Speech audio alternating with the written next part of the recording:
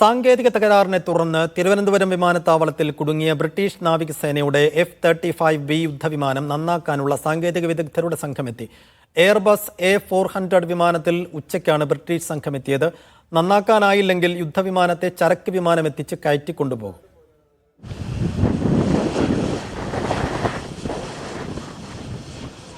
British വ്യോമസേനയുടെ സംഘവും വിമാനം നിർമ്മിച്ച അമേരിക്കൻ കമ്പനിയായ ലോക്ഹീഡ് മാർട്ടിന്റെ വിദഗ്ധരും സംഘത്തിലുണ്ട്.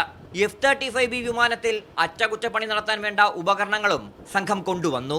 തിരുവനന്തപുരം വിമാനത്താവളത്തിലെ ബേ 4-ൽ കിടന്നിരുന്ന യുദ്ധവിമാനത്തെ ഹാങ്ങറിലേക്ക് മാറ്റി. വിമാനത്തെ കുത്തനെ ഉയർന്നു പൊങ്ങാൻ സഹായിക്കുന്ന ഹൈഡ്രോളിക് സംവിധാനത്തിനാണ് തകരാർ.